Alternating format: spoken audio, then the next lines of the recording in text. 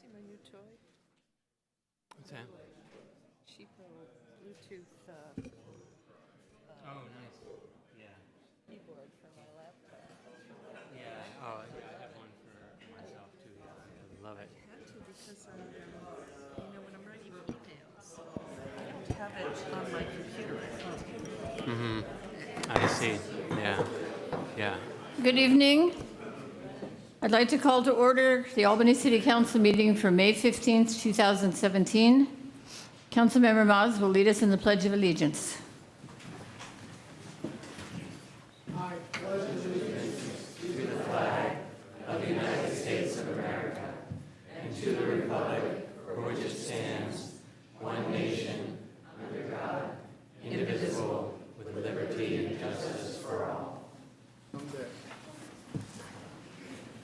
May we have a roll call, please? Councilmember Barnes?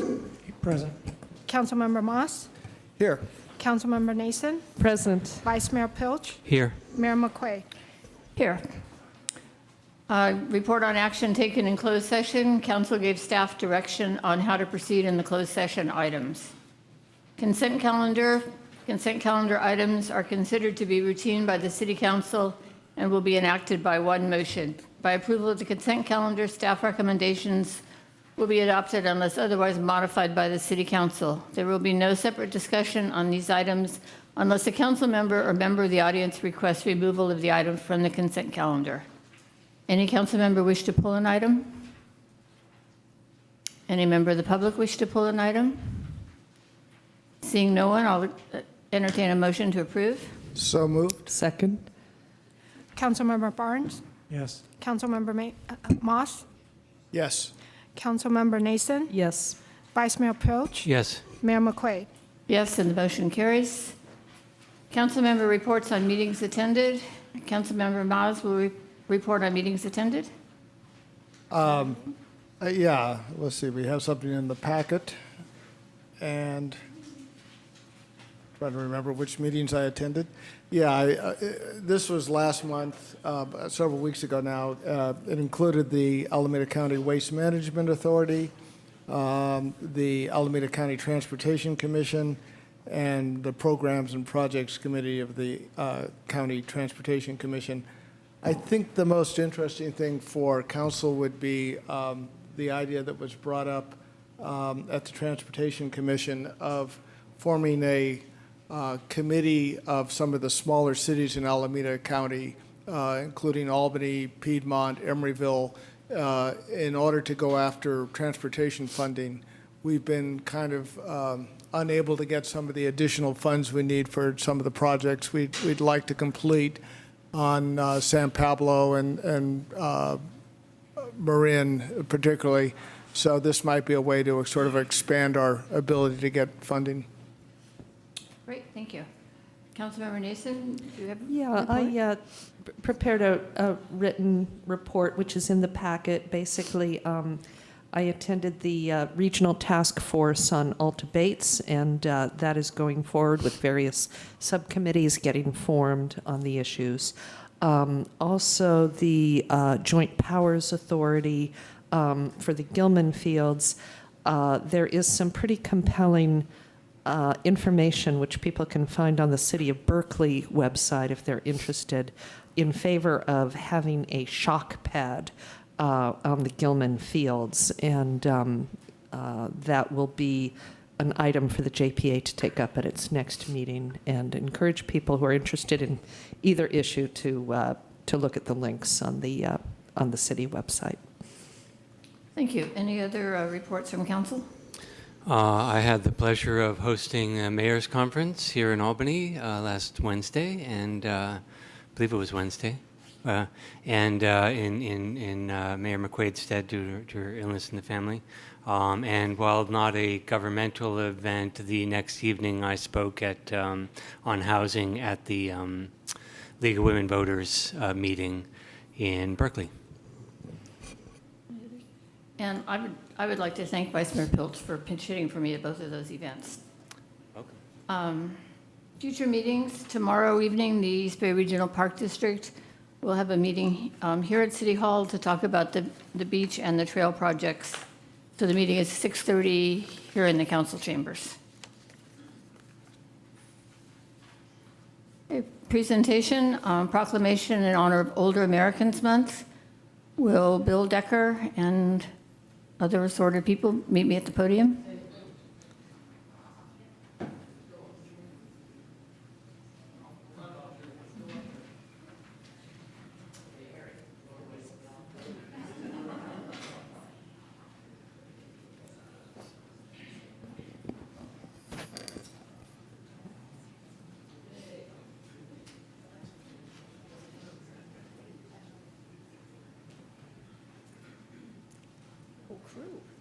That's great.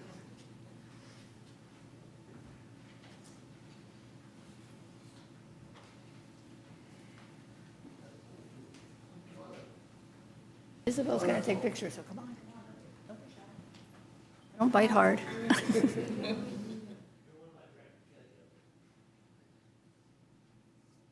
Welcome to all of you.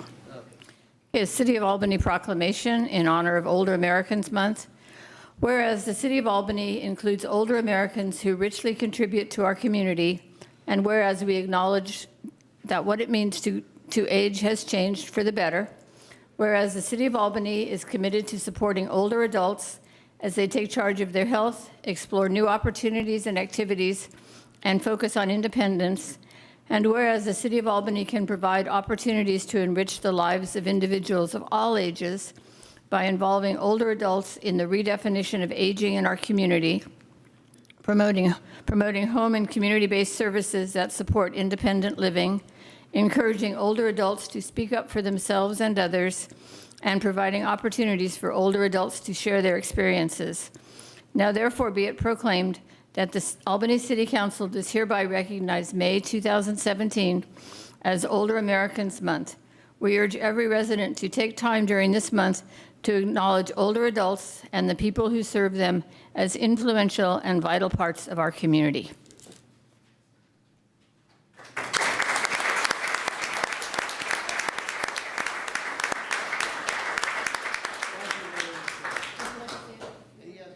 All right, come on. I'd like to introduce my group. I am president of the Friends of Albany Seniors, and I have with me my first vice president, Harry. This is Harry Schravogel. I have Judy Cohen, our treasurer. I have Lorraine Davis, our secretary. I have Walt Cabello, one of our directors. His wife is here. And then I got Ann, which is in charge of our books. I got Jackie, which is in charge of jewelry when we have our sales. And this is my crew. And I have my number one liaison, Zion Lee, with me.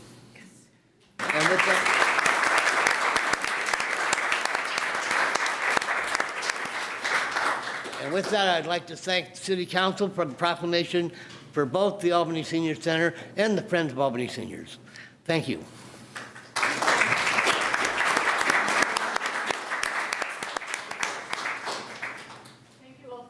Thank you all for coming this evening. It's great to see you all here.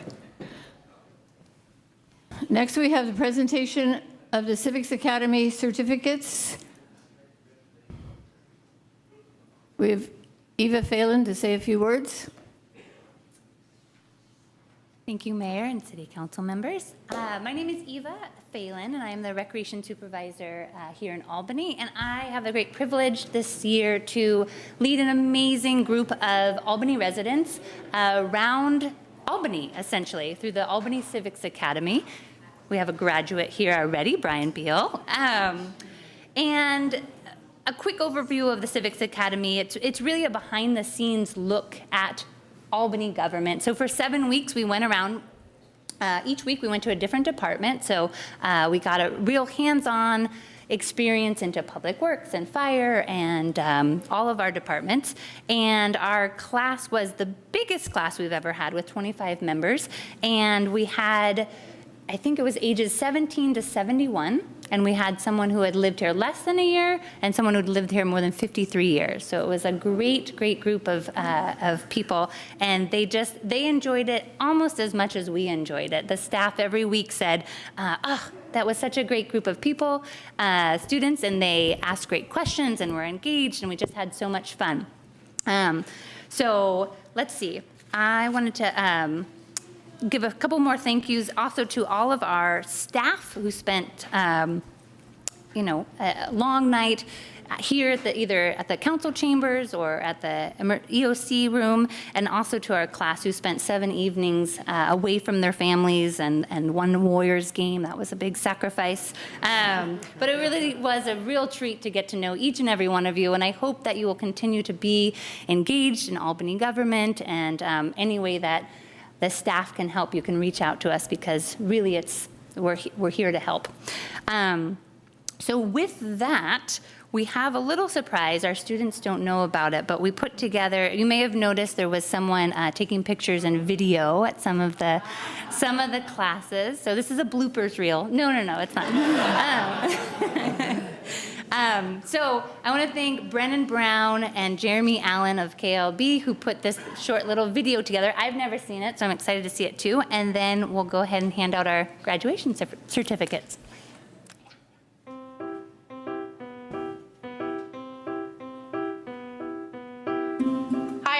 Patterson. I'm an 8-year Albany resident, and I'm so excited to be part of Albany Civics Academy because I want to learn more about our local government and ways that I can get involved.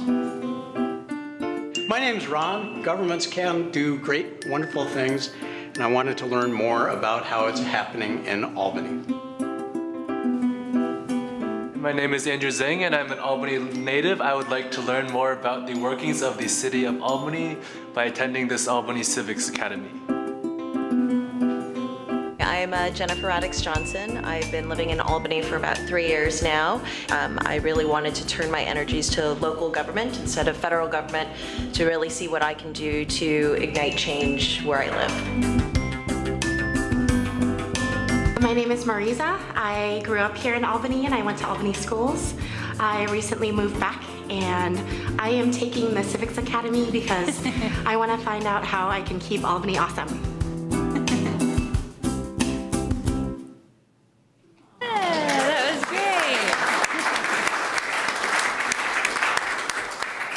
That was wonderful. So this is a video too that I'll send out to all of our students too, so you can share it with family members. And we use these videos to also promote the Civics Academy and just show some of the great things that we do here in Albany. So with that, I'll invite all of our students to come and stand up here, and the mayor will present you with the certificates.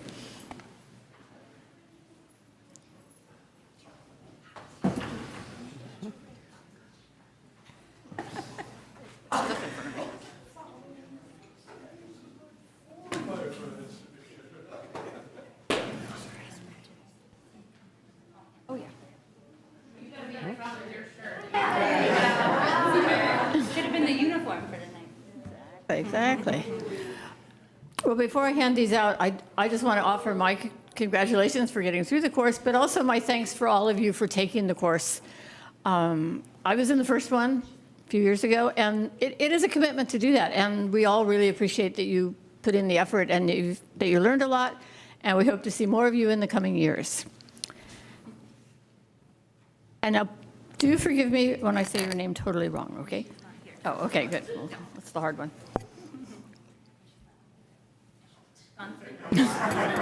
She's here. Yay. Sophie Chamala Vogel.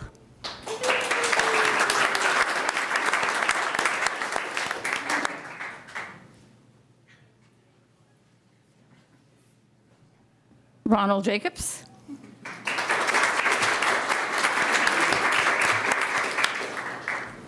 Robert Waxman.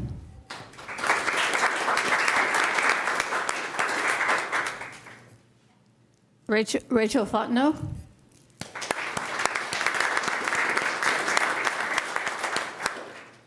Nick Peterson.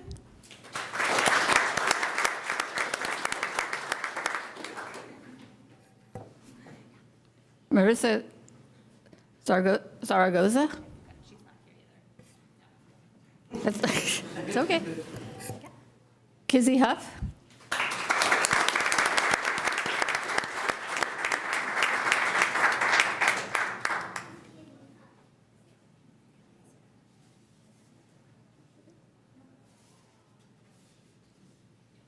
Joe Swartz. All right.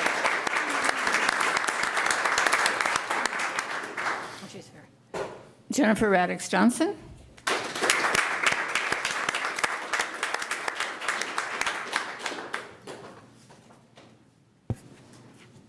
Jack Osborne.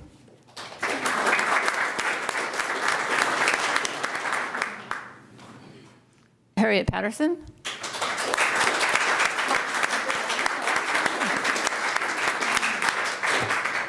Jenny Fontenot.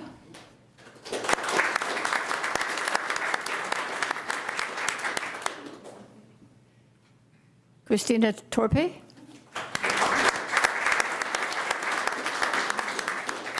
Carol Butler.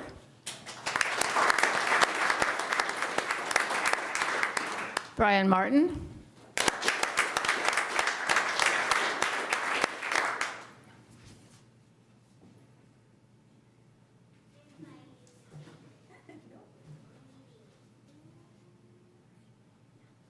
Alex Gacciola.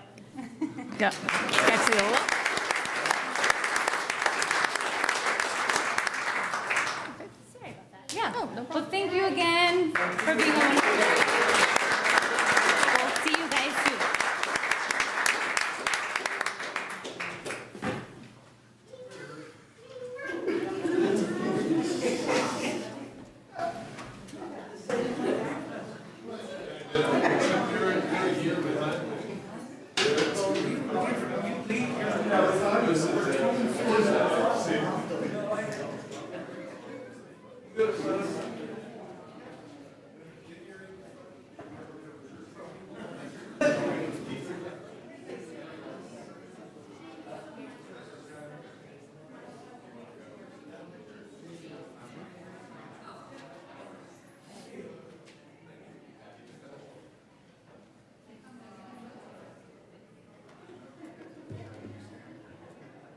The next item on the agenda is 6-3, review of advisory body work plans. May we have a staff report, please? Safety is this evening, and presenting, thank you, is the chair. Thank you. Couldn't see you behind there. I was hiding, no. Hello. It's nice to see you all tonight. We've been busy, as you can see from our report. Basically, we had a really, really long list, and we decided to kind of pull forward to the front the things that we do day in, day out at our meetings, and so that's the primary functions, as you see. Long list of accomplishments and things we've kicked off in the last 2 years, and I suspect we want to speak more about a few of the long list of things we want to tackle in the next 2 years. Just wanted to kind of focus on the things that are already kind of in play and funded. They're kind of more sort of centered to the top of the list. The public outreach for the evaluation and design alternatives for bicycle facilities along Kane and Adams, that's been kicked off. The review of the design of pedestrian improvements on San Pablo and Buchanan Street is in play. And making recommendations to the City Council regarding construction plan for development of the North Albany Traffic Calming Plan. And then starting work on the Complete Streets planning effort for Upper Solano. Those are all kind of funded, but we wanted to include kind of the list of scope of things that we're interested in working on over the next 2 years. So I guess you have questions?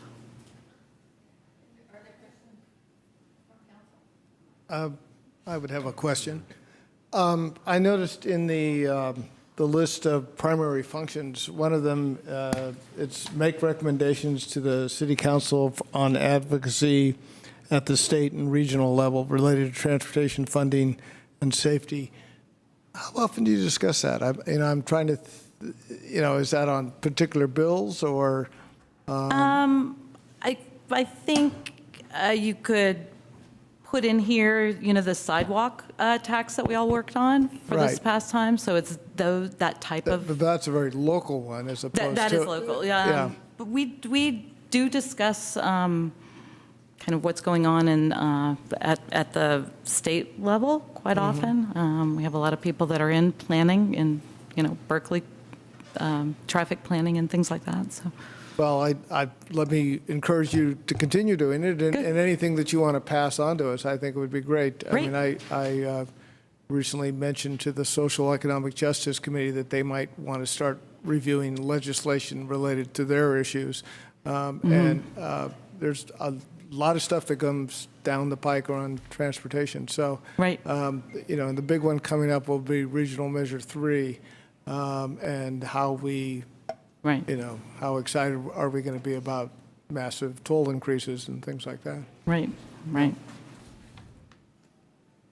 Are there other questions from council? Yeah, I've got a couple of questions.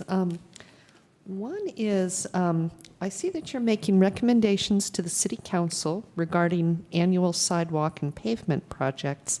I'm wondering, will you also be looking at the at implementation of the policy? When we decided to put the sidewalk matter on the ballot, we also adopted some policy recommendations to try to contain costs for the city and get as much bang for our buck as we can. There were things like when a house is sold that we want to see the paving situations corrected. Will you be looking at those types of issues as well?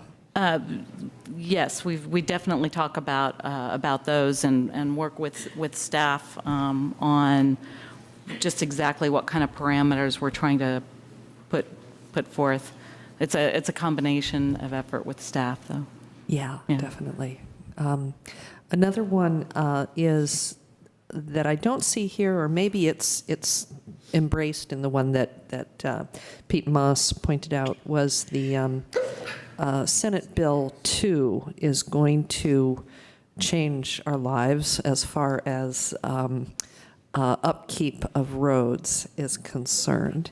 And I'd like to suggest that you guys think about working that into your program as well, to the kind of ramping up that's going to need to happen, because we're suddenly going to have millions of dollars year after year after year when that funding kicks in. Definitely. Assuming nobody takes off on it. That's it for me. I would, in your reference to what you had accomplished, I don't see anything in there referring to the sidewalk repair program. And I think that was a really big thing that you did, and you should give yourselves credit for it. I know. I was reading over this tonight, and I'm like, I don't know how we missed that when we reviewed this several times. So yes, I do believe, and we were pretty passionate about it, and we appreciate how it passed. It's great. Okay. Any other questions from council? Sure, I have one. One of the other things you accomplished was doing the traffic calming south of El Cerrito Plaza, but there concerns remain, I'm sure, in that neighborhood about what the traffic's going to be like once the condos are built out where the parking lot used to be. So I'm wondering if that's still on your radar screen. It definitely is. That did make the list, I believe. Make recommendations to the City Council regarding the construction plan development of the North Albany Traffic Calming Plan. We talk about that quite a bit. It's quite important to us and to the neighborhood involved. We're trying to measure before and after all the different things that we're trying to do and learn from it. You have so much to do, and we have suggestions for more. That's good. It's hard. That's good. And there is one, actually, another one that occurred to me was in the soda tax language, we included that traffic and safety be consulted, I do believe. And I think the idea was, are there ways to increase pedestrian getting kids walking to school and that type of thing as one of the potential uses of the soda tax funding. I had not realized that. That's great. Yeah. Are there any public comment on this work plan? Seeing none, I'll bring it back to council for final comments. My final comment, don't go away yet. There's always more. I couldn't quite figure out how to make this a question, so I'll make it a comment. That in the initiatives and accomplishments that you named, you had submitted 3 grant applications for funding to the County Transportation Commission. I believe it's actually staff that does the work, that you kind of bless it.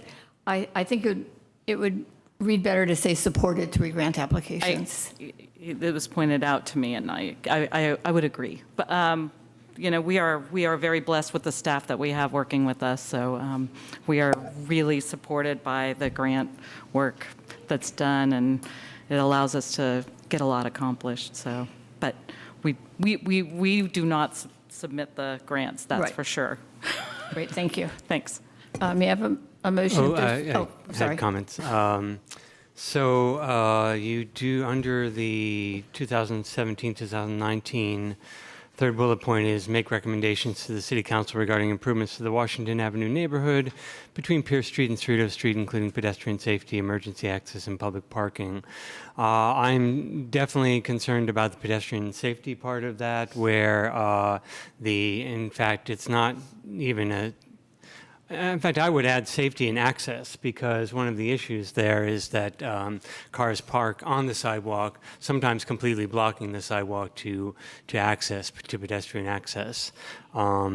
So that's one concern there. And I've also heard from, and related to that, I've heard from the public that there's increasing incidents of people blocking the sidewalk in other ways by parking half or partly in their driveway and also on the sidewalk, perpendicular to the sidewalk, in that case, blocking the sidewalk. So I would like to add, study of current enforcement of that ordinance about blocking sidewalk to your work plan. I had a question actually for staff. I believe there was recently an email regarding getting some funding for Upper Solano design. That's true? That is true. Yeah. So that might be something you want to put on the agenda, because there's a lot of components in there, but I think traffic and safety would definitely. We definitely have it. It's part of the complete streets planning. Oh, on a part Upper of the complete streets. Okay. Yeah. Great.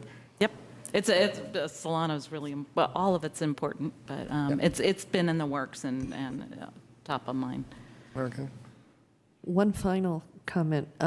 For those who are interested in traffic and safety issues at the Albany waterfront, the meeting that was mentioned, there will be a meeting tomorrow night here at 6:30.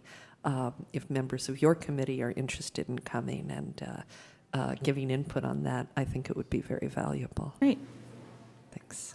And it has been noticed, so you all can come. Yes, yes. Oh, okay. No Brown Act problems. Well, they still can all come, even if it wasn't noticed, but can't speak. Couldn't speak in that case. Great. Okay, may I have a motion to approve the work plan? I move that we approve the work plan for the Traffic and Safety Commission, incorporating these suggestions from council. Second. I'm sorry, who seconded? Did you second? Michael. Yeah. Or- Councilmember Barnes? Yes. Councilmember Moss? Yes. Councilmember Nason? Yes. Vice Mayor Pilch? Yes. Mayor McQuay? Yes, and the motion carries. Okay, that brings us to good of the city. This is the time for persons desiring to address the city council on an item that is not on the agenda. Please note that city policy limits each speaker to 3 minutes. The Brown Act limits the council's ability to take and/or discuss items that are not on the agenda. Therefore, such items are normally referred to staff for comment or to a future agenda. Do you have speaker cards? Anyone? My. Okay, that brings us, I have to say, I don't know that I've ever been to a council meeting where there was no public comment. I'm just kind of stunned. I know, right? Well, what do you want? All right, unfinished business. Bay Area Air Quality Management District Refinery Admission Regulations. May we have a staff report, please?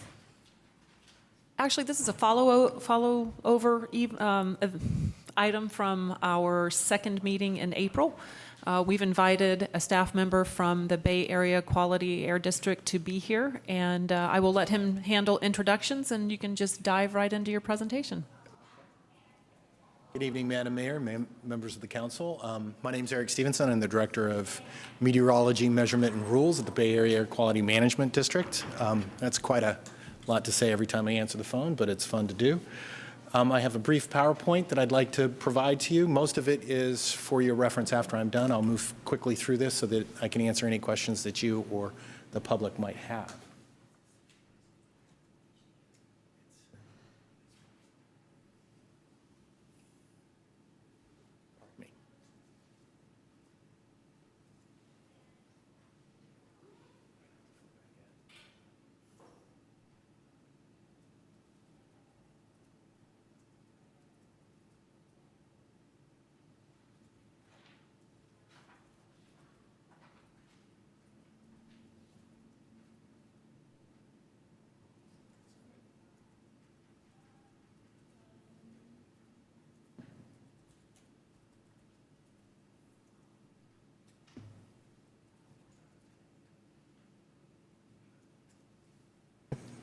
Sorry.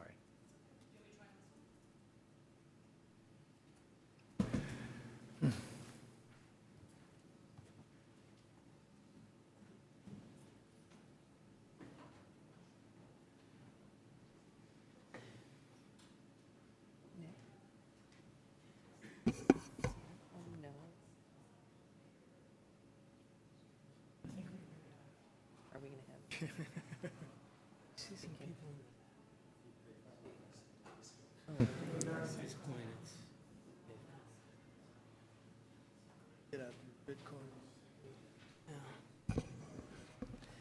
This shouldn't be more. Yes, ma'am. Thank you.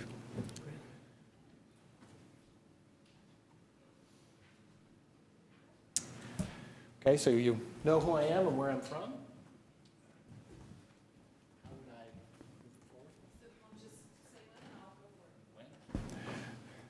Okay, so basically the Air District has been, one back please, has been working on refinery regulations for quite some time.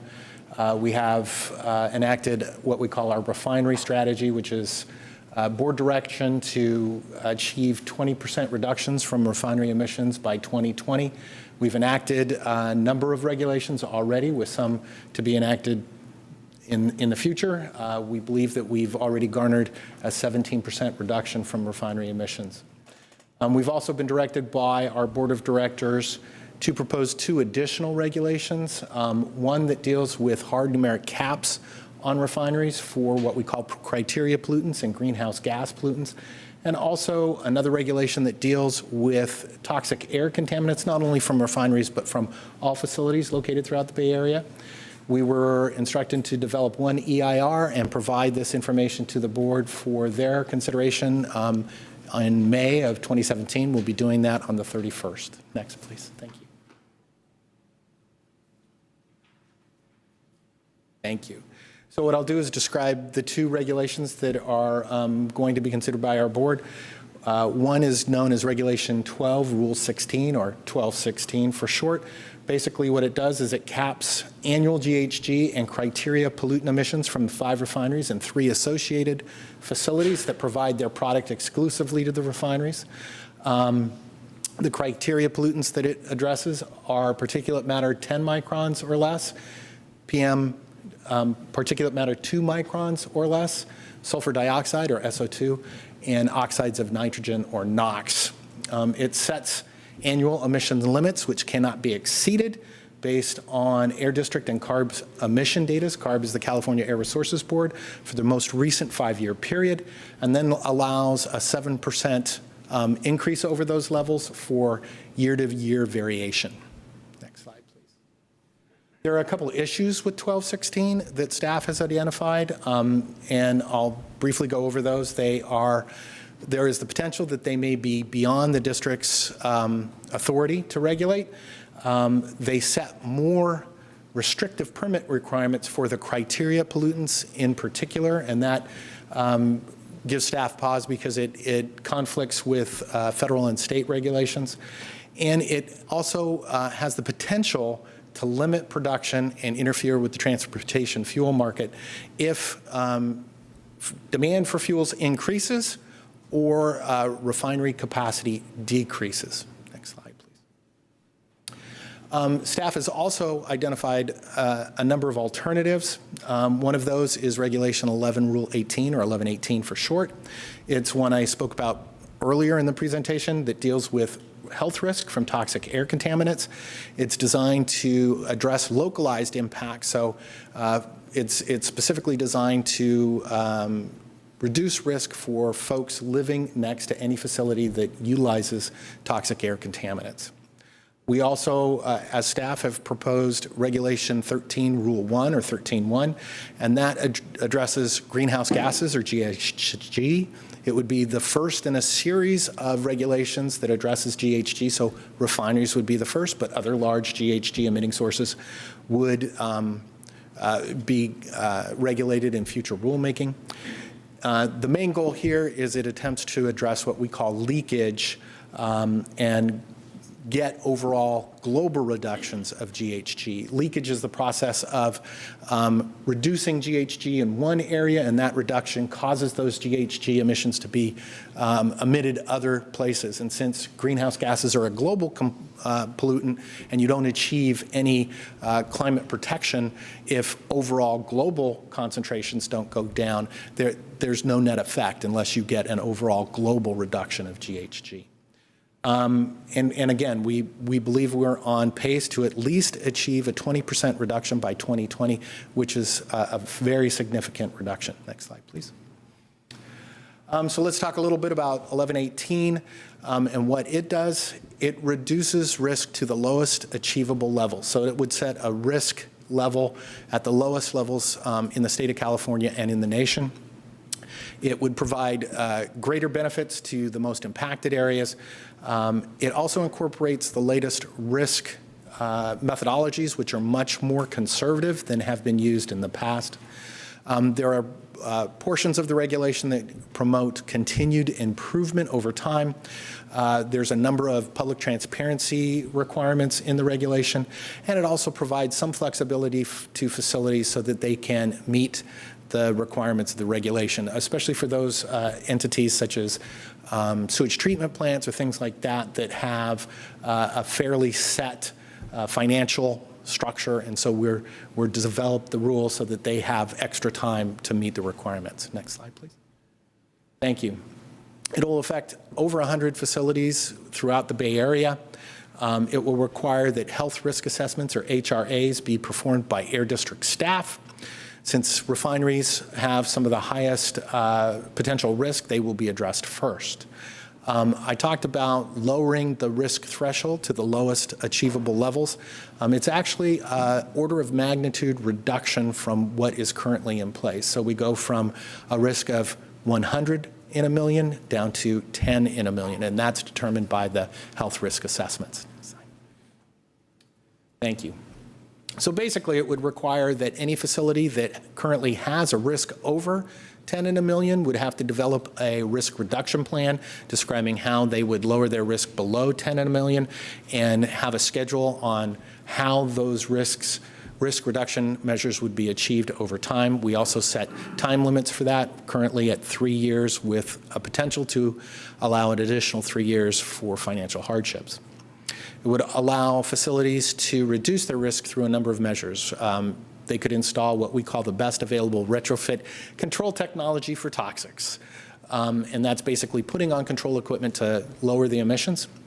It also allows for modification of operating hours and activity levels. So in other words, maybe not use the compounds that result in risk, or decrease the amount of time that they're using them.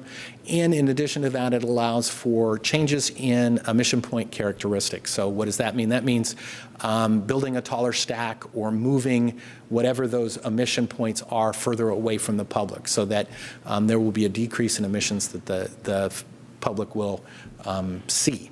Next slide, please. Okay, so 13.1, or Regulation 13 Rule 1, is an alternative that staff has proposed that we believe addresses some of the legal concerns with 1216. It complements the state of California's climate efforts, which are anticipated to require a 20% reduction of GHG from refineries by 2030. It allows for production increases, so it isn't a hard cap, so refineries can increase production if demand requires it, or if there's reductions in capacities by other refineries. So we believe that it won't have impacts to the fuels market. It also requires that refineries implement energy efficiency projects if they have a payback in a certain time period, and that time period is 10 years. And we believe that it's consistent with all air district authorities. Basically what it does is it sets a carbon intensity level. Don't want to bore you with the math, but it's pretty simple. It's done on a per barrel input versus GHG output of the refineries. And it accounts for all GHGs that are generated in association with the refining process. So it includes power that they bring into the refinery, steam that is generated either at the refinery or outside the refinery, and from hydrogen plants that supply hydrogen to the refineries.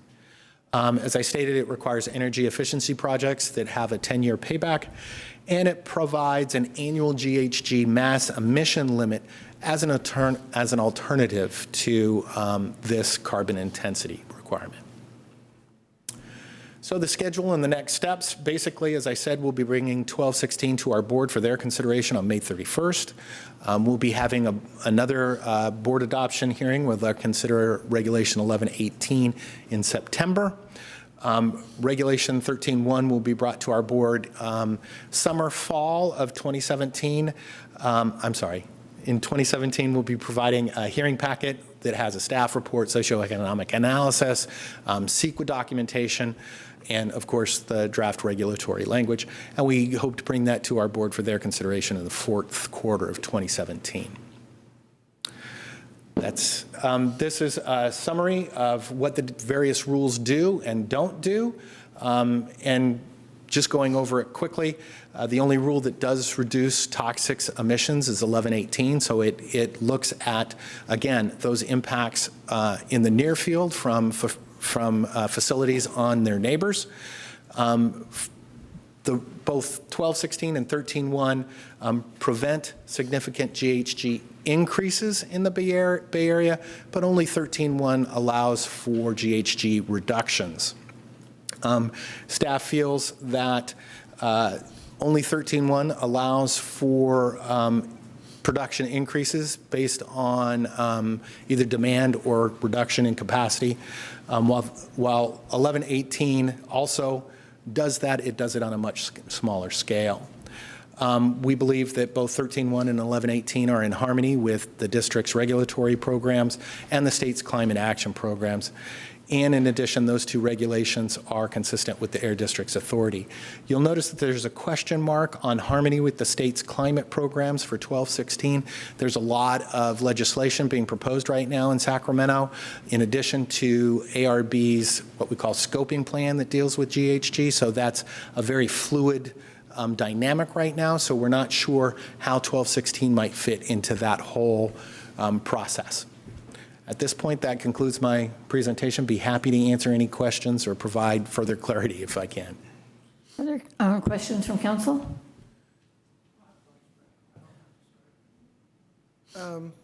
Okay, I'll throw out something. If you were to add another criteria onto the summary list, and the criteria being increases the odds of oil coming out of the tar pits in Canada, would one of those encourage that or discourage it, or? Well, in order for the Bay Area refineries to process Canadian tar sands, they would need to do major modifications to their processes that they have in place. Both 12.16 and 13.1 would provide a strong disincentive for bringing those types of crudes into the Bay Area because they are much more intensive to process and would result in higher GHG emissions. So both would discourage, to a strong extent, the importation of Canadian tar sands. Okay, and another question, somewhat unrelated to this, but also related. How much of what's processed in the refineries in the Bay Area, the Chevron, the Shell, the Tesoro, whatever, is actually producing gas or fuels for the California market, and how much of it gets shipped abroad? Or okay, the California gasoline market is what we call a closed market. So the majority of the gasoline that's produced in California is utilized in California. There are small amounts of exports from Bay Area refineries that deal mostly with specialty fuels, things such as jet fuel or lube oils or things like that are more generic in nature.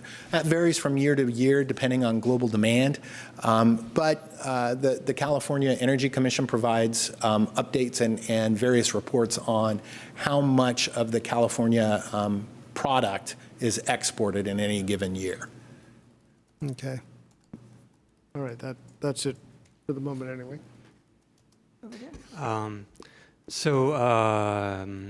note that, just so I got this right, 1216 caps emissions at 7% above the 5-year max. Yes. So there's already a cushion That is for the accurate. refineries to increase emissions above a 5-year max. Making sure I got that right. That is accurate. In your slideshow, which I think is probably unchanged since the public hearings from Richmond, you talk about being this 1216 possibly being on the air district's being beyond the air district's authority. However, you received a letter from the State Air Resources Board that essentially said, actually, that's perfectly fine. 1216 would be within your authority, be within your purview. We don't have any problem with it. Do you disagree with that? The letter that we received from Richard Corey, the executive officer from ARB, did state that both 1216 and 13.1 would possibly get GHG reductions. He did not speak to the legality or the synergy with ARB's current regulatory structure. I just want to add that letter is in our board packet from Yes. April 17th, if anyone Correct. wants to review it. Thank you. And so 1216 in your comparison chart says it does not reduce toxic emissions, but it does cap emissions. So that's, there you don't have a row here for capping, whereas, and so that means that neither 1216 nor 13 caps, reduces emissions, correct? No, actually 13.1 would provide the potential for GHG reductions because it will require energy efficiency Sorry, I'm projects. talking about your first row where it talks about Reduces toxic emissions? Yeah. That is correct. 1118 will significantly reduce toxic emissions. Right, okay. And then, so in 13.1, and you stated, and I think it was a misstatement, that only 13.1 allows a decrease of GHG emissions. I think you meant that 13.1 will not allow, but rather require Yes. GHG emissions. And finally, I'll note that 13.1 is based on the input and not the output of carbon input rather than emission output. Is that correct? No, actually, it's based on barrels input versus GHG output. Correct, and it does not speak to output, only input. Correct? No, the GHGs are actual emissions from the refinery, so it is output. Sorry, it does not regulate output, only input. It does not regulate product output, correct? Okay, only input. So that's the worry with that one, I think, is the input. It's regulating the input, not the output. But I'll save comments for later. That's it for my questions. Any other questions, Rochelle? No. I have a couple more sort of process questions. Does 1216 pertain only to refineries, or does it also talk about this other? It only addresses refineries and 3 supporting facilities that produce product that are used only and solely by the refineries. And the other ones are more broad? Do the others have a broader scope or not? 13.1, no, it only looks at refineries. 11.18 looks at all facilities that produce toxic emissions. So when I looked at your calendar of the next one is 1216 would be discussed and further on the next one. When you, on May 31st, you hear that you have the draft rule of 1216. If that passes, does that then stop the other ones from being even discussed? 11.18 can be passed along with 12.16, so that doesn't provide any sort of conflict because they regulate different compounds and they affect different facilities.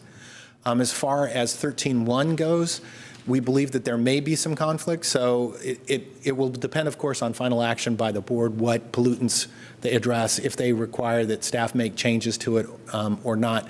But the fact that 12.16 has GHG requirements in it and 13.1 has GHG requirements in it, they would be considered duplicative requirements, and so it's one or the other, not and. Do you know why you never, or not you, but somebody never developed a hybrid of all? I mean, it seems like each one has some negatives, each one has some positives. Right. Why isn't there a hybrid that is perfect? We believe that 13.1 is that hybrid approach because it does provide for a mass emission cap as an alternative, but it also has the potential to allow production change. So it doesn't limit production of refineries. Okay, thank you. Okay, any other, oh, Michael, do you have questions? Well, first, thanks for being here. My pleasure. Let me, in one sense, express my understanding of these 3 concepts, and then you can tell me if I'm right or wrong. Yes, sir. Greenhouse gases are global pollutants, as you just mentioned. Yes, sir. If they go down here but go up somewhere else on the planet, there's no net positive effect. The so-called criteria pollutants, which 1216 regulates, are regional pollutants, not local pollutants. Correct. For example, the NOx from the refineries. Yeah, NOx is a good example because if you're up in the hills riding your bike, there's this brown layer that you can see all the way across the Bay Area, all the way down to San Jose. And I used to think that was dust or particulates or something, but actually the gas itself is brown, and you can see it from satellites, according to atmospheric chemists. That's accurate. So that's what happens, right? The nitrogen, the NOx gets produced at these refineries, the prevailing winds blow it down through the Bay Area. So it's a regional problem. That's accurate, yes. These criteria pollutants are regional problems. 1216 only addresses greenhouse gases and the 4 criteria pollutants that you mentioned. Yes. So the TACs, what you call the toxic air contaminants, are the local pollutants. Yes. And 1216 does not address these local toxic air contaminants at all. So what it says in your executive summary, comparing 1216 and 1118, is that 1216 has no effect on local air quality. There is the possibility for some local improvement, particularly for PM2.5. There are instances where PM2.5 has localized impacts. For example, if they have diesel engine cranes or diesel engine generators at the facility, those do have localized effects. And there are the Air District has a lot of different, very specific regulatory requirements that attack criteria pollutants. For example, the regulations that we've enacted that reduce emissions from refineries by 20% are actually mostly associated with those criteria pollutants. So the staff feels that the current regulatory structure in which we identify specific types of equipment and then set limits on those specific types of equipment are much more effective at garnering reductions as opposed to trying to do it on a facility-wide basis, such as 1216 does. And now, just for clarification, a diesel crane at a refinery that emits diesel particulate pollution is regulated by the management district, but the diesel truck that drives to the refinery is not. That's regulated by the Air Resources Board. That's accurate, because yes. it's a mobile source. That's accurate, yes. Okay. So if I was living in Richmond or Vallejo or Benicia near one of these refineries, it seems to me what I would be interested in the most is getting rid of TACs, and that would be in your Rule 1118. That is accurate, yes, sir. And it was not in 1216. That is accurate, yes. Okay. Can you mention just briefly, in 13.1 you say there's this alternative cap procedure. Can you just explain that briefly? Certainly, and I'll try and be brief, and if I get too down in the weeds, please just yawn effectively. Okay, so in most instances in the Bay Area, in fact, right now, most of the refineries are operating near operational capacity. And so that makes them much more efficient. So they're able to process large volumes of fuels very efficiently. Now, let's say that they have to ramp down production and they're processing less fuels. That makes them less efficient. And so their carbon intensity would likely go up. In those instances, we allow them the mass emission rate cap so that they can decrease production of greenhouse gases and still get no net increase of GHG over time. So we think that this approach allows for a good way to, as we talked about earlier, discourage the importation of more difficult to process tar sands, and at the same time allow the refineries some flexibility with their production with minimal impact to the fuels market and avoiding leakage. So that's the whole purpose of allowing that dual sort of process in 13.1 is we've capped them with their carbon intensity. So if they increase production and bring in harder to process fuels, that's discouraged. And if they lower capacity, that's encouraged by accepting a mass emission rate cap so that you don't, because you're operating less efficiently and producing more GHG per barrel processed, you don't run afoul of that. So we wanted to ensure that we allow those refineries to decrease production if that indeed occurs in the future, and still capping them so that they don't bring in these more difficult to process Canadian tar sands. So basically, the more they produce, the more efficiently they Yes, and the more the carbon intensity cap takes effect. And as they decrease production and become less efficient, there's the option to go to a mass emission rate cap that is actually lower than what 1216 proposes for the majority of the refineries, to accept that as an alternative. Okay. On this risk stuff, from you said under 13.1 the risk will fall from 100 in a million to 10 in a million. Can you explain that? Certainly, that's a benchmark that is discussed in health risk assessments. Basically, it's taking concentrations and using information from the Office of Environmental Health Hazard Assessment. It's a California agency, and they have ways in which you relate concentration to health risk. And that 100 in a million is potential cancers to the population of 100 in a million, and that will be reduced to 10 in a million as a hard cap. 10 in a million cases. Potential cases potentially suffered by the most sensitive receptors Annually? over their lifetime. Oh. Okay. So let me get clear on 1216.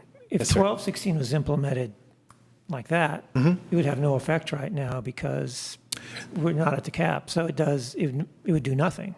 And that is accurate. In addition, the criteria pollutant cap that we talk about there, it was based on the last five years, and we've garnered this close to 20% reduction. That would not be counted in that criteria cap. So they would have that additional room under the cap for criteria.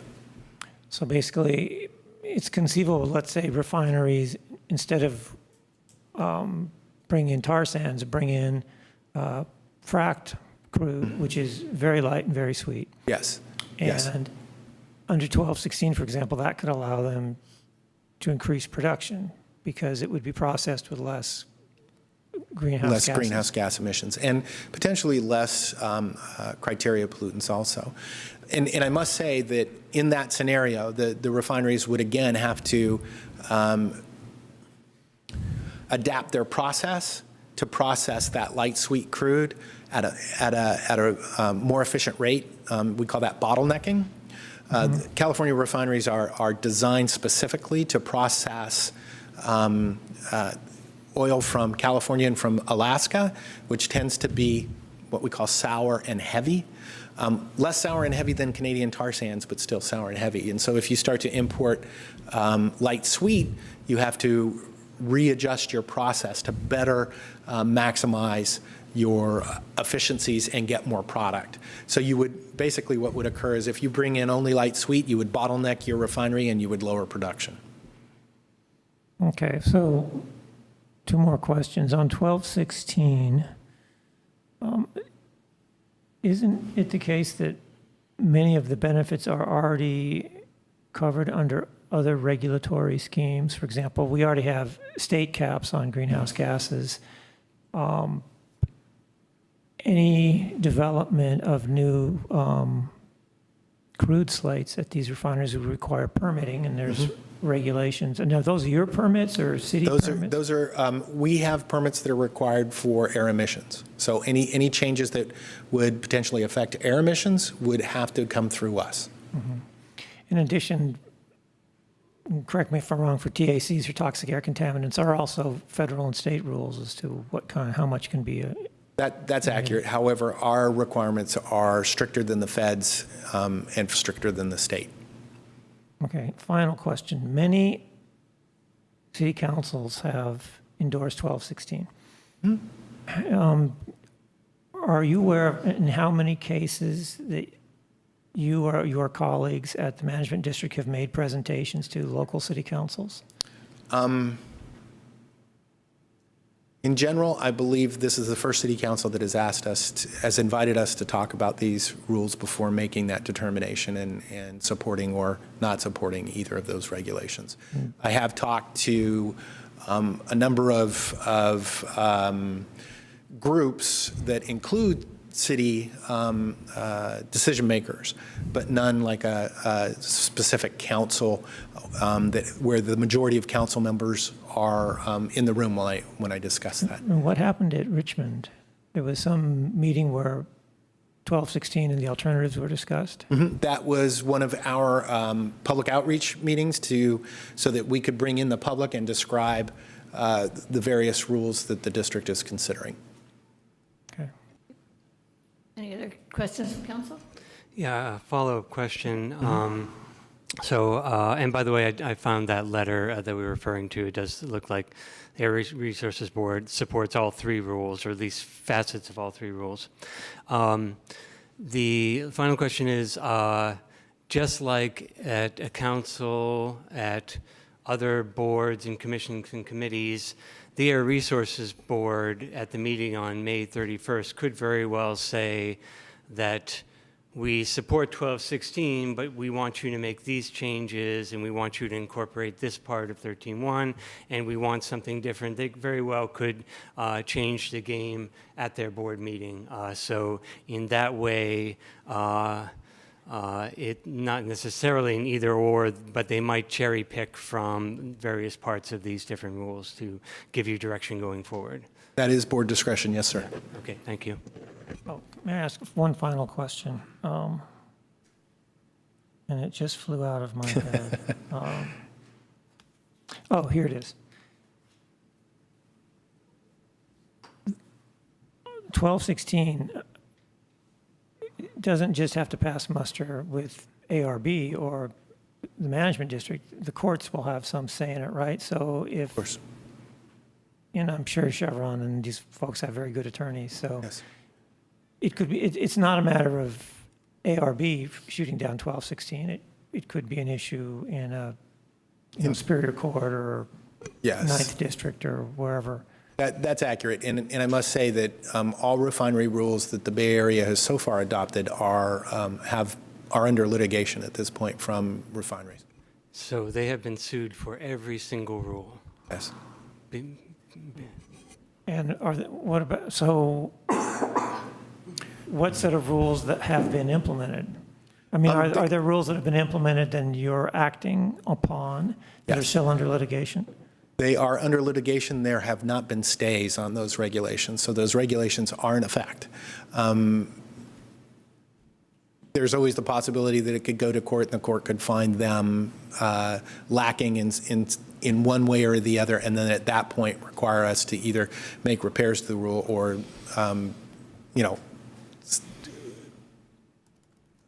whatever the legal term is for getting rid of the rule. Yeah, but your staff, the management district staff's opinion is that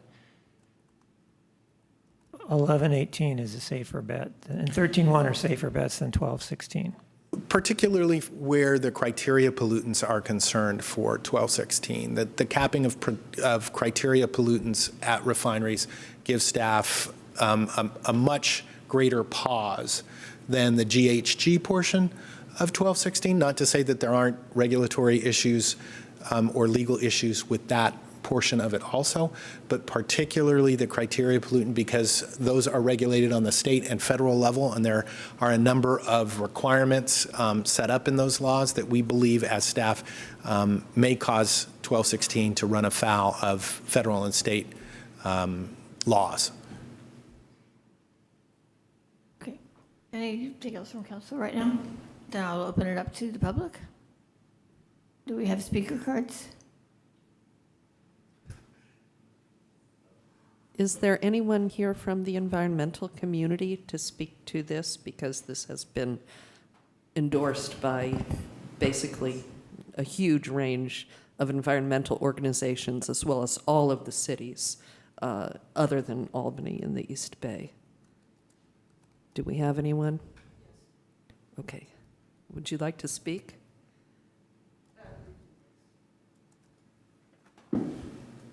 Okay, Brian, go ahead. Do you want me to go ahead? Go ahead, I Brian. was just Yeah. a little confused. I just wanted to say I grew up in the Richmond area.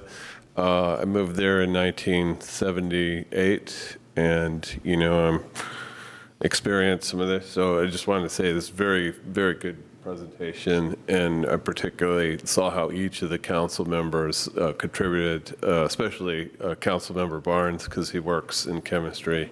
So I think it's great to hear that we we were the only city that asked them to do this, and it does sound all very complicated, and I'm glad that we have you to evaluate it for us. Thank you.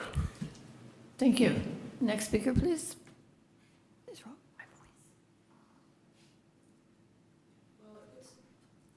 I'm Shoshana Wexler with Sunflower Alliance, and I was here at the last meeting. I want to thank you, first of all, for this extraordinary amount of due diligence that you're doing.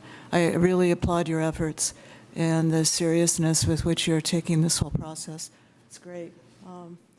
I just want to add that we, too, are very concerned about actually about the quality of the draft environmental impact report, which staff prepared on Rule 1216. We don't think it's going to hold up in court. We don't even think that staff did Rule 1216 the service of being presented according to CEQA decorum, or protocol rather, and that it's missing certain important areas like what are the health impacts of a no project alternative.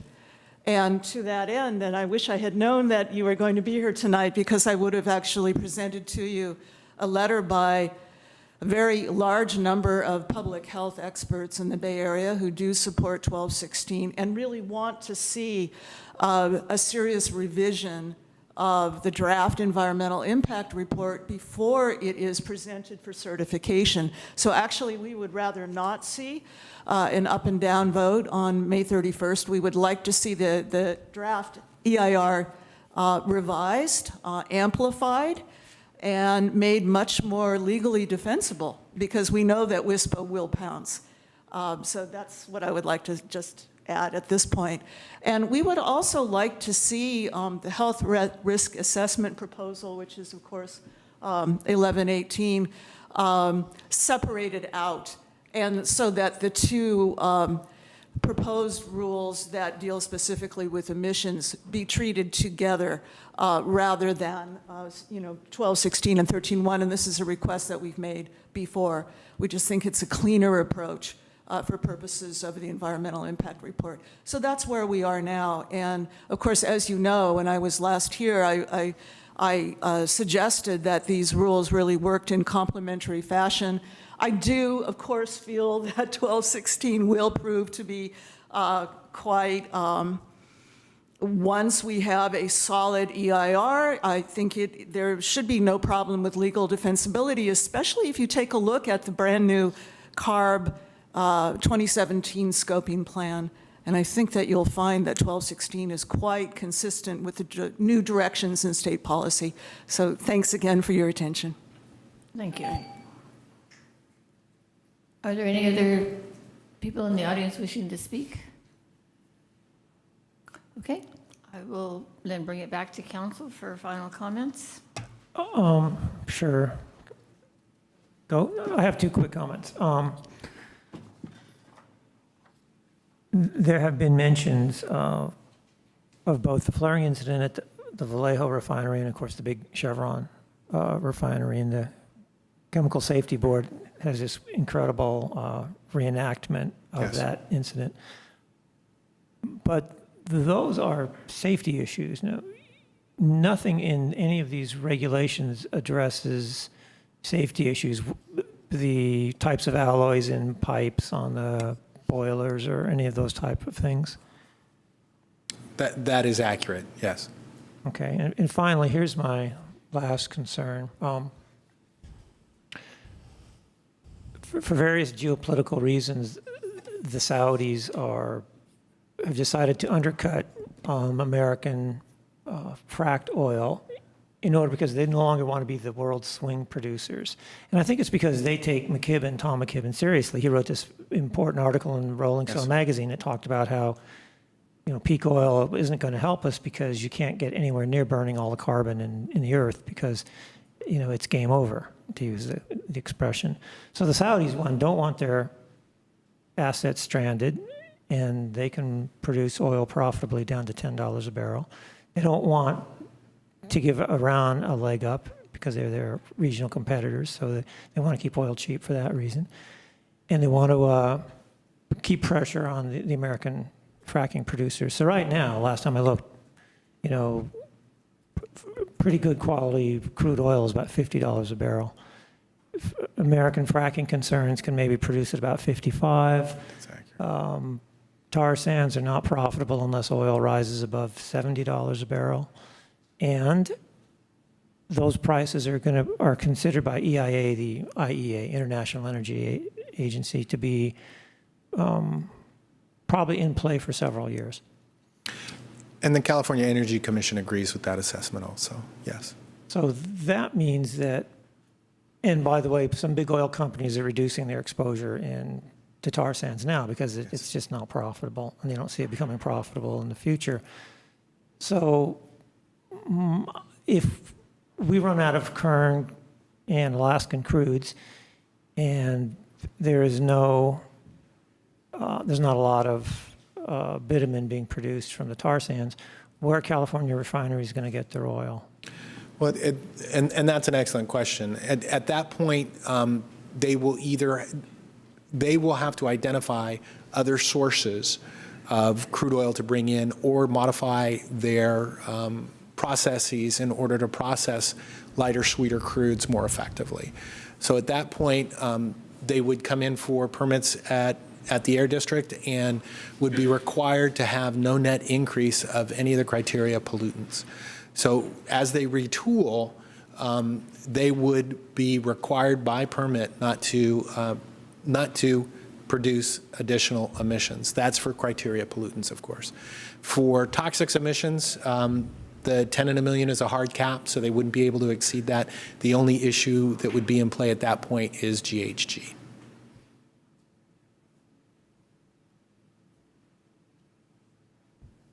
Other comments from council? Should I go, or Go. did you? Okay.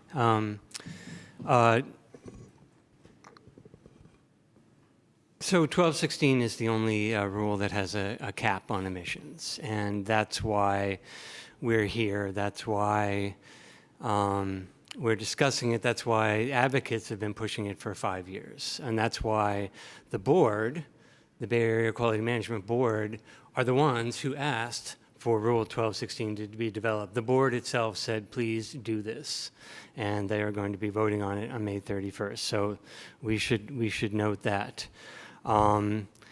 We should note that I thank you, staff, for including all the other extra materials that were sent to me on this, including a presentation by, which the advocates did not have a chance to do tonight, but the advocates also have a presentation that they did at the Richmond public hearing. And it's a little late for that, but I urge you to check it out. There's quite a bit of material behind this.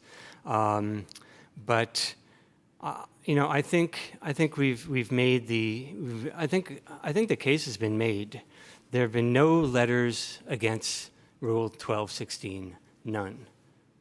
There's been a ton of letters and public comment in support of Rule 1216. The board supports it. The environmental organization supports it. Our surrounding cities support it. Only the Bay Area Air Quality Management staff has an issue with some parts of 1216. I'm concerned that we look both foolish and arrogant to somehow say that we know better and that we have some special knowledge and opinion to feel that we have to differ so strongly from our neighboring cities and all the environmental organizations, including the California Nurses Association, and say that we're not in support of Rule 1216. As I pointed out, the board, or as I tried to point out, the board might very well say, yes, we want this part of 1216, and we see that there's a lot of good in 13.1 and 11.18, and they're free to give their direction to staff, given all this new input, and they're also free, perhaps, to question the EIR, as the advocates are now saying. So I don't think our support of 1216 is going to prevent any other good work going forward. It is going to say we support a cap on emissions. We support a cap on the things that make people sick. Yeah, the only question I think that's before us tonight is whether or not we want the approach of Rule 1216 taken off the table. It sounds as though the staff is saying, well, we can't do 1216. It's not legal. And we really don't have any information about that. We certainly want to see the approach of 1118 in play, adopted sooner rather than later. We want the approach of 13-1 investigated, but I, for one, do not want to see the approach of Rule 1216 taken off the table. If it's illegal, I think that that's an issue that the Bay Area Air Quality Management District has to work out internally how to work that policy approach in a manner that is defensible. But I don't think that that's really what we're being asked. We're being asked to make a policy decision that this is an approach that should continue to be pursued along with others. Pete, do you have anything? Yeah, I guess I would agree with that. I think that if we were to modify the letter that Rochelle came up with, which I basically like, and perhaps make some suggestion that we like the basic approach of 12.6, but we would also hope that the board could, I think the term was used, cherry pick from other provisions as appropriate to strengthen. That's what we'd be in favor of. As I said last time, we're this is way beyond my pay grade in terms of what I normally have to deal with or understand. And I think it's the general feeling in Albany, and my feeling and in Albany, that we want the strongest possible requirements for keeping out pollution and pollutants and diminishing greenhouse gas. I know in terms of the big economic situation, we should be concerned about ability to ramp up fuel production if need be. I personally want to see it keep ramping down over a time period, because I think it's destroying the planet in the long run. So, that may not be politically popular amongst the workers at these refineries or the owners of the refineries, but that's my position anyway. So if we had some sort of modification that said that essentially what Rochelle said, that we like this approach, and that we are certainly hope that between the board and their staff, they can work out finding other things that might strengthen it. That might be the best. And again, the question of legality, that's way over my pay scale. I do know that California is allowed a broad discretion on our air standards as opposed to the rest of the nation, and we might as well go for it, is my attitude. So, hang on just one second. Do you have anything you want to add at this point? Oh, sure. And then we'll come back to you guys. Well, I agree with Pete that I think we're in over our head. I don't think it's the job of a little city council with limited expertise in these issues to be making suggestions to the staff of the management district. So the letter that I proposed with the mayor just in general supports this principle, but does not try to, and this is the letter here, does not try to tell the district, it doesn't try to micromanage the district in respect to, do 1216 or do 1118, just saying, do the maximally effective thing, use your judgment. That's basically what the letter suggests that I wrote. The alternative letter here that supports 1216 contains some errors. And Mr. Pilch just made that error again. 1216 does not address toxic air contaminants at all. Those are the local pollutants that affect the communities around refineries. 1216 only addresses greenhouse gases and the so-called criteria pollutants, which are regional concerns, not local concerns. So the fact that the alternative draft says we are deeply concerned about emissions from 5 refineries in our region, and presumably the 3 affiliated gas plants. Our city is situated near the Chevron refinery in Richmond. That's really not the point, because all the refineries blow all these gases into the bay. So whether or not we're close to the Chevron refinery or not is not the point. So these communities, and the environmental justice concerns of communities located even closer to refineries. These communities, whose populations include large members of low-income families and people of color, bear a disproportionate share of the direct impact of such emissions. Yet such emissions are precisely the emissions that Rule 1216 does not address.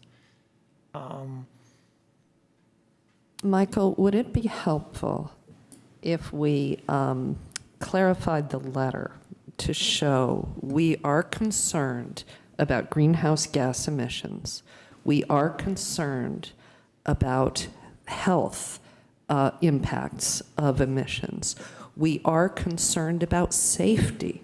We have all of these concerns, but we are not saying that we can clarify to be clear that we are not suggesting that we think Rule 1216 addresses all of these concerns.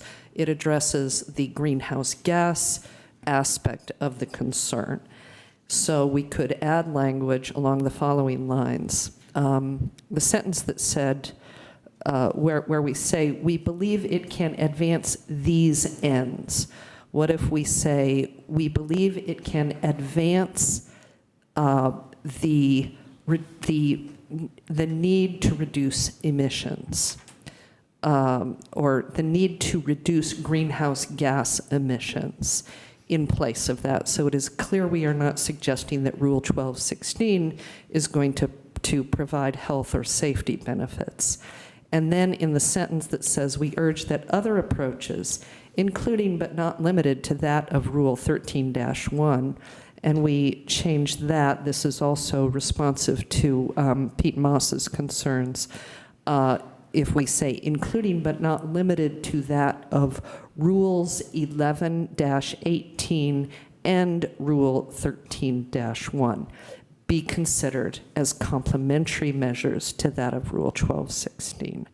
Would that take care of it? It just doesn't work, because we heard from our staff person here from the management district that 1216 and 13-1 are not complementary. They're basically alternatives. Well, And that's I think 13-1 not is what we're hearing from the Air Resources Board. I think it's just All way right, beyond. Explain to me where you're hearing from the Resources Board that 1216 and 13 We had the will letter not work. before us on April 17th, and the letter was clearly supportive of using all of these different approaches, or at least considering all of these different approaches. Clearly, there are aspects that can be woven into a complementary policy approach. Might I suggest, and I know, Nick, you wanted to say one more thing, but That's okay. we actually, at this point, we have 3 letters in front of us. 4. What's the 4th? We had one on April 17th, Right. which was up on the screen. right. We have the one that was in the packet when it was Isn't that first the same as circulated. the letter from before? No. The letter that you're referring to was dated April 17th, that you saw up on the board. Right. Yes. And then what was different in the one we got in this packet? Well, we were redirected that evening to do something different. So that letter has been sort of, in my mind, taken off the table. Now we have a letter drafted by Councilmember Barnes, Councilmember Nason, and then the one that staff wrote. So in my mind, those are the 3 letters that ended up in the packet, even though the one from Councilmember Nason ended up in the packet today. So the one from the 17th, you know, if I were going to try to tackle this without trying to wordsmith it too much, because I know that's what everybody was trying to do, is to try to draft something from the 3 letters that you have before you, because I feel like the one that Councilmember Nason wrote captures everything that was in that first letter. I tried. Yeah. And I think that the concern that we're hearing from Michael Barnes, that somehow the letter suggests that Rule 12-16 provides health and safety benefits, I think that that's just a wording tweak that I think we need.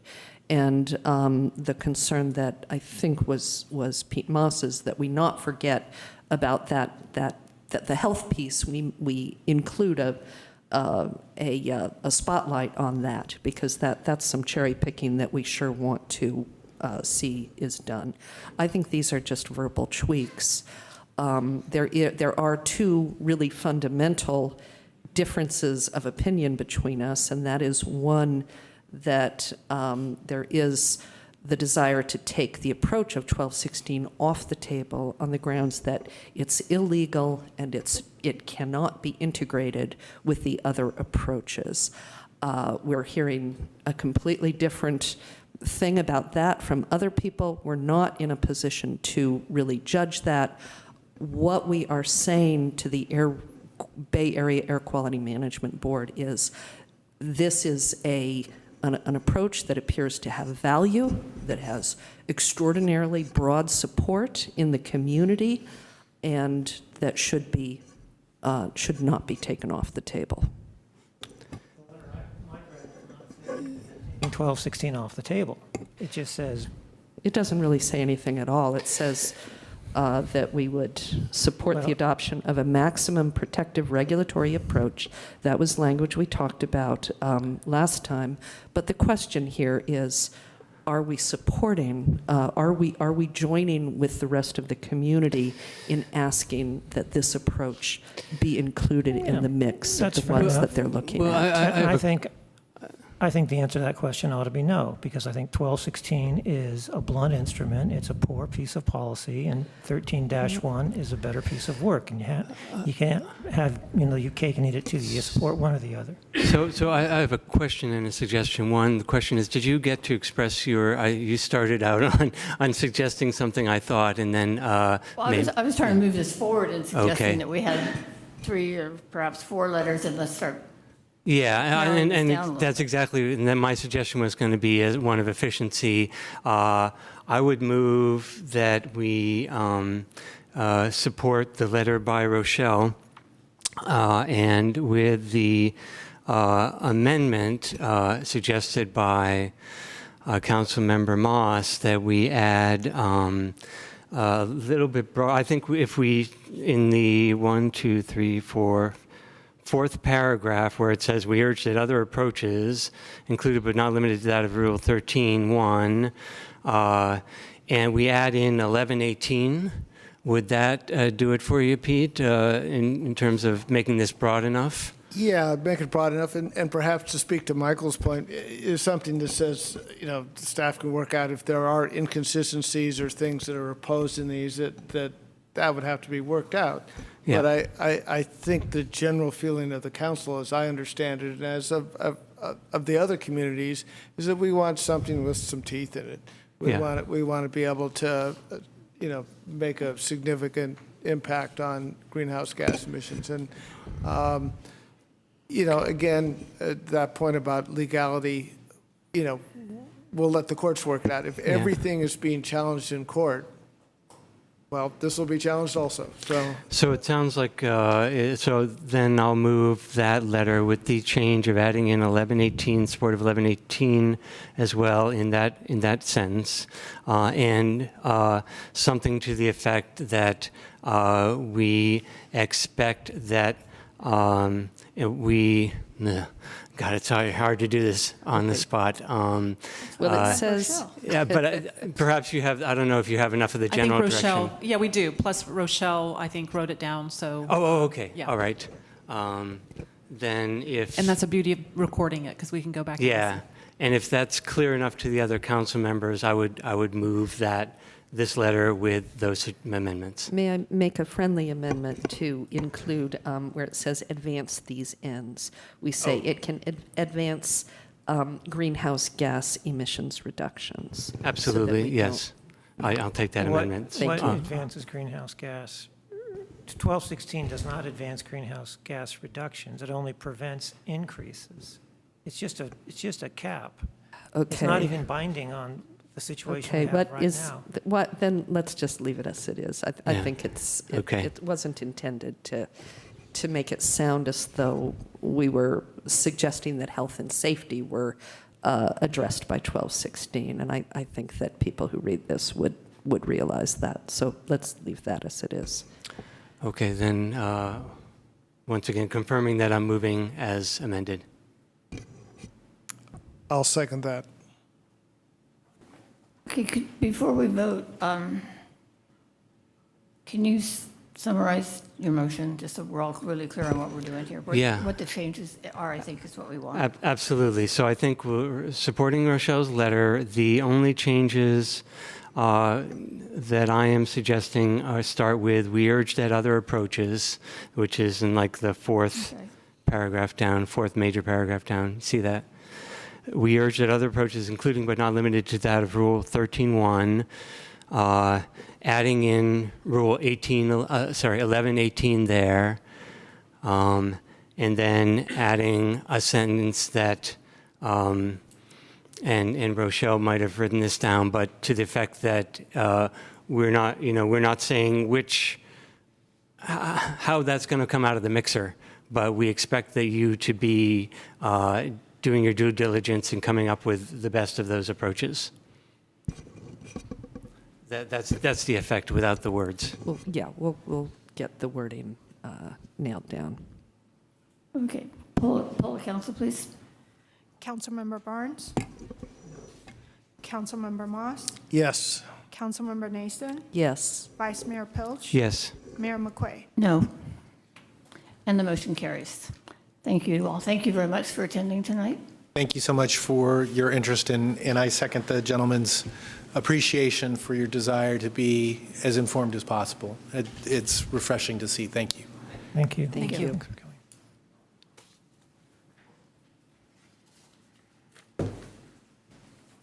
Lost my paper.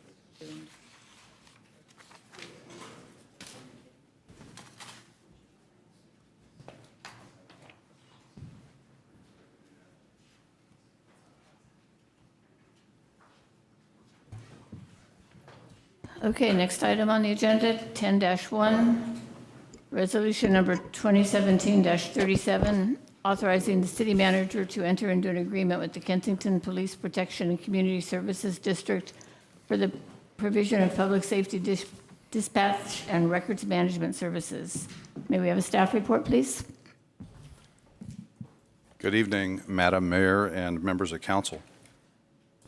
The action before City Council tonight is to adopt resolution number 2017-37 that would authorize the city manager to enter into that agreement with the Kensington Police Protection and Community Services District to provide public safety dispatch and records management services to Kensington for a period of 3 years, commencing once Albany has essentially the technology and infrastructure in place to begin providing those services, which staff estimates will be July 1 of 2017. The background for this stems from the Kensington Police Protection and Community Services District having approached us and asked if we would be willing to engage in some talks about providing their services to them. And at your February 6th meeting, the City Council passed a resolution authorizing the city manager to begin negotiating with Kensington for the provision of these services. And as of today, representatives from the City of Albany and Kensington have negotiated the terms of a 3-year dispatch and record services agreement wherein the Albany Police Department Communications Center would serve as a public safety dispatch center for and records management service provider for the Kensington Police Department. Under the terms of the proposed agreement, the City of Albany's dispatch personnel would provide processing of 911 and non-emergency calls for service to Kensington, routine and emergency radio dispatch for Kensington police officers, and limited records management services. As I said, it's for a term of 3 years.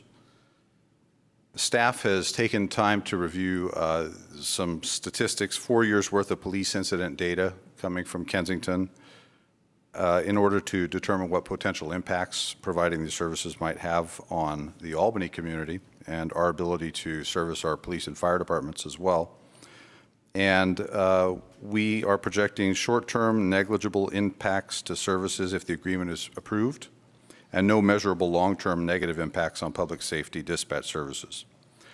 What we plan to do is implement a dispatch staffing model that would include staffing one additional dispatcher, so we would be adding staff, one staff position.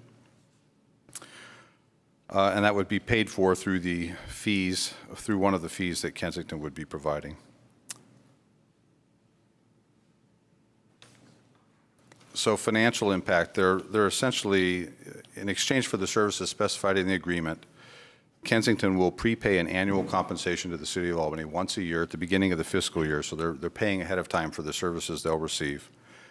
There are 3 different fees that they will be subjected to for us to provide these services. There's what we call a PSAP and Police Radio Dispatch Services Fee, which is an amount that's roughly equal to the salary and benefits, the total compensation package for one dispatcher.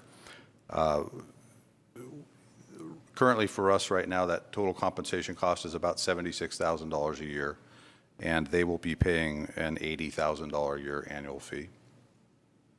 There's a records management services fee that reimburses our costs associated with staff time and materials necessary to perform some mandated entries, some records entries that we would be doing for them throughout the year, and that annual fee is $5,000. And the third fee is a technology services fee that would reimburse us for staff time and other infrastructure investment that we would make throughout the year as we bring them on board our computer-aided dispatch system, the records management system, and support their mobile computers in their cars. And that is $12,000 per year.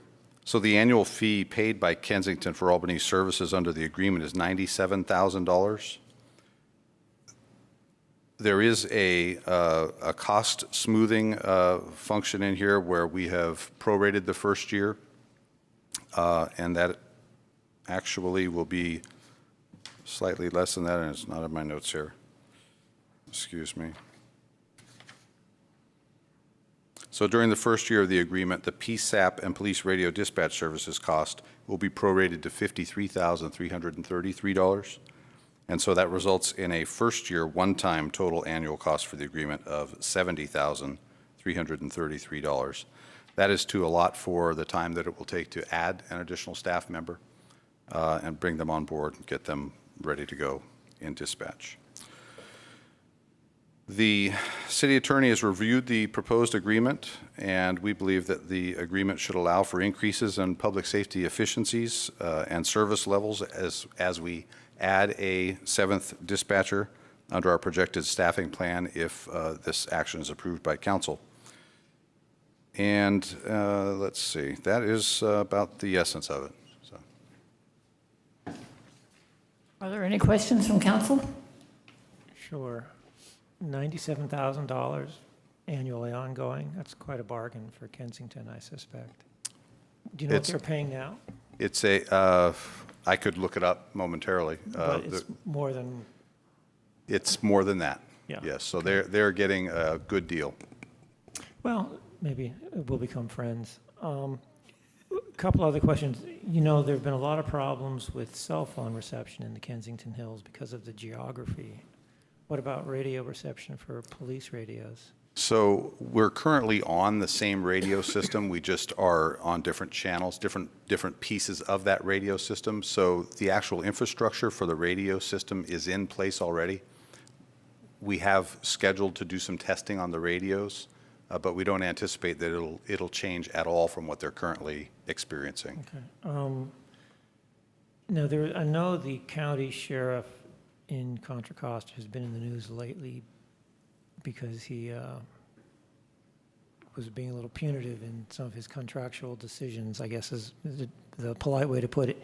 Who are you competing against? So Kensington was negotiating with the Contra Costa County Sheriff's Office and the City of El Cerrito Police Department. El Cerrito doesn't dispatch currently, so Kensington was looking at splitting these services, so dispatch from the county sheriff and the records management portion of it from the City of El Cerrito, who has records management staff, but opted to pursue this with Albany. So is the county sheriff on the same radio system? Yes. Okay. No, I think there's ongoing debate in Kensington, and it's a quirky little town. if you ever go to one of their community meetings, you have to check your torches and pitchforks at the door, in my opinion. But it's like being up in the holler. But anyway, I digress.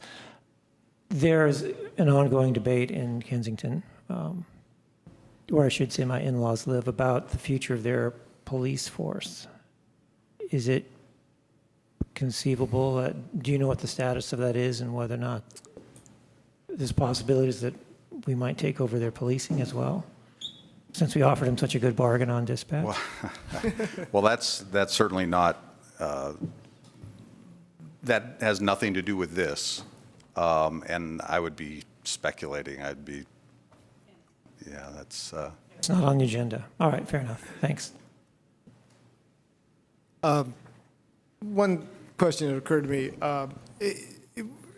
So we're getting money from them to compensate for this extra staff person. Will we need to enlarge any kind of space to do any of this, either the records management or the, will it cause a physical change in our area, our space? It shouldn't, but coincidentally, that is something that we have been discussing within the department to reconfigure our current dispatch center so it has another dispatch station. So my answer is no, it's not going to create a need to do that, but we actually have on our agenda kind of studying whether or not we can do that. We're making some other changes in the dispatch center later this year, and we're kind of trying to use those efficiencies to get things all done at one time if we can. So it's certainly a possibility. Okay, so, but none of the compensation is all around the cost related to the extra person we might have to hire, not on physical changes we might have to do to the. Primarily, yes. The dispatch services fee is to account for that additional staff member. The technology fee accounts for some expenses for technology and for staff time in terms of supporting the computers that they have in their cars that we want on our system. Okay, thanks. I have a question, and it's about liability. We've all seen horror stories about dispatch problems. And I'm looking at the indemnification and hold harmless clause. Has that, I guess maybe this is a question for Craig, but have we double checked that we're not, sometimes those clauses can create problems for insurance since you're not insured for any obligation that you take on voluntarily. So if you sign something agreeing to indemnify another party, your insurance won't, it will generally won't cover that.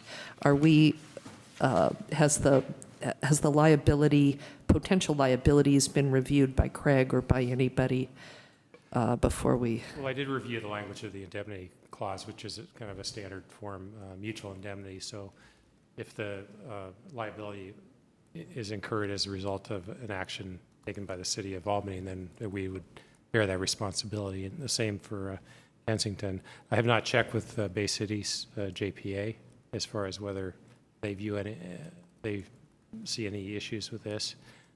Is Kensington also covered by Bay City's JPA? No, they're not. I don't know what risk pool they belong to, but I assume they belong to one that's fairly universal. It might not be a bad idea to run it by the JPA, but just a thought. Yeah, it's a good suggestion. Thanks.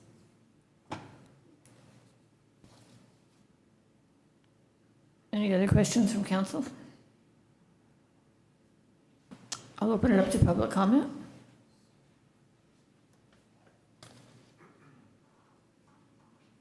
So what I wanted to say about this is it's good because of the economy of scale, that we're a small town. Kensington, I looked it up, it's 1/4 of our population. And the way to have one employee that does something is a difficult thing to accommodate. So I think this is good.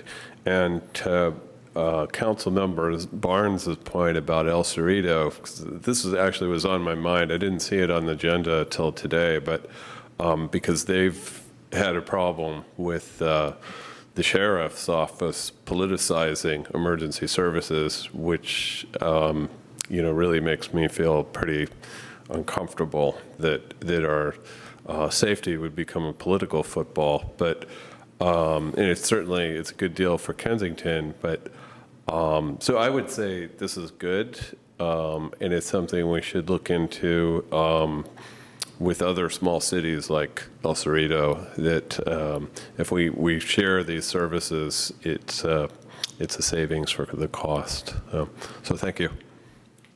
Thank you. Any other public comment? I'll bring it back to council for final comments. Seeing none, almost seeing none. I wanted to reinforce that idea of the economy of scale. I think and I mentioned that when we had our discussion, you had mentioned also my one sort of small fear, and I think it's a small fear, is that there have been, your word was toxic kind of atmosphere in Kensington, and some personnel issues, and I'm hoping none of that translates down into Albany. I'm not sure why it would, but it is a concern. But as long as this is revenue neutral, I think it's a good thing. Can I get a motion to adopt Resolution 2017-37? So moved. I'll second. Poll the council. Councilmember Barnes? Yes. Councilmember Moss? Yes. Councilmember Nason? Yes. Vice Mayor Pilch? Yes. Mayor McQuay? Yes, and the motion carries. Thank you. Okay, any other business announcements, future events? Don't forget tomorrow's meeting on the beach. The meeting is not on the beach. The meeting is here. It's not even that late. Anyway. It might be nice. Be more fun on the beach. On second thought. And the next city council meeting is Monday, June 5th. Under the heading of future agenda items, I'd like to make a comment. We, at almost every meeting, certainly at least once a month, we deal with these issues that are brought to us by activists who are trying to demonstrate a public sentiment in one way or another. We did it with Senate Bill 2. We did it very recently with single-payer health care.